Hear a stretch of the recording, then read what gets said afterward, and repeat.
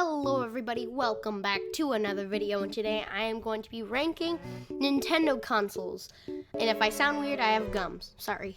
Alright, so the first one we got here is the iQue player. Not a lot of people know what this is because it was Japanese exclusive. But I know that this came out on a time when physical games copies were like banned in the country or something like that. So they had to use, it's kind of like a plug and play console, I think it is. And I know it's Japanese exclusive. So it wasn't the best, but I'm just gonna put it in the E tier, D tier. Then we got the Virtual Boy. This came out, and I really don't right, but I know it came out in a bad time because, well, they didn't have the technology for it yet, and the Virtual Boy isn't really that good. So for the Virtual Boy, I'm gonna have to put you in the C tier because it was cool back then, but again, it wasn't the best. Alright, here's the Wii. Now, a lot of people hate the Wii. They say it's one of the worst, it's not good. However, they mostly say the controller is bad. I disagree with that. I think that the Wii is like one of Nintendo's best consoles because how good it sold. And I think it's truly the best console of Nintendo, decluding the Switch. But you know, so for the Wii, I'm gonna have to put it in the S tier because, well, I'm a citizen. All right, here comes the NES. This console was really good. It had awesome games, had good graphics for the time, and people say the Genesis is better, but trust me, the NES is way better.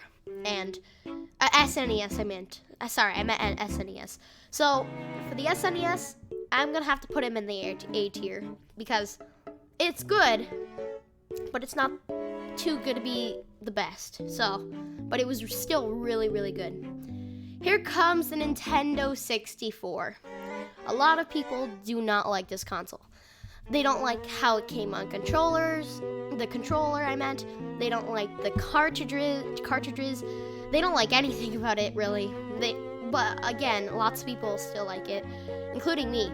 But I'm just gonna say this: the Nintendo 64 is really, really good.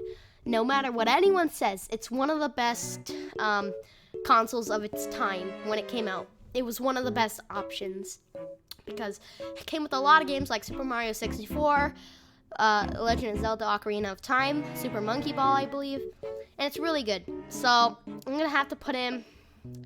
I would put him in between A and B, but I can't do that, so I'm just gonna put him in B. But trust me, it is a really good console. All right. So some of you may be wondering why I have the Famicom and the NES. The Famicom is sort of different from the NES because it has different controllers and it has a different layout. So I just did this because it's a top loader and the NES has that entrance thing. So for the Famicom, it's sort of just the NES but Japanese. But it is better than the NES, I'd say, because of the top loader. So I'm gonna have to put him in. This is a hard one. I'll put him in the A tier. All right, then we got the Switch, S tier. The Switch is one of the best consoles and handhelds that Nintendo has ever made. No matter it is. Because it has absolutely great games. The controllers are great, whatever anyone says. They're not tiny to me, probably because I have child hands. And yeah, so the Switch is obviously the S tier. Here comes the GameCube. For the GameCube, it is really good. The GameCube is really, really, really good. I like the GameCube. I actually have a GameCube controller, but it's not mine, it's my friend's. He brought it here to play on my Wii, because, you know, the Wii has the emulator for the Nintendo GameCube. So, the GameCube, I like. And if you include the Game Boy Advance thing, that's even better. It has to go in the A tier. No, because the Wii already has the GameCube, so it has to go A tier. Nintendo Wii, C tier. Fine. I'll do B tier.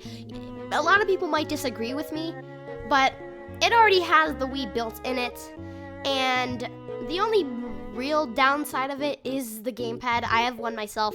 The gamepad is really, really annoying because it gets really dirty. It has trash battery life, and I even have the deluxe set. And it still has bad battery life. So that's gonna have to go in the B tier. Even though it has the Wii on it, you can't like play most.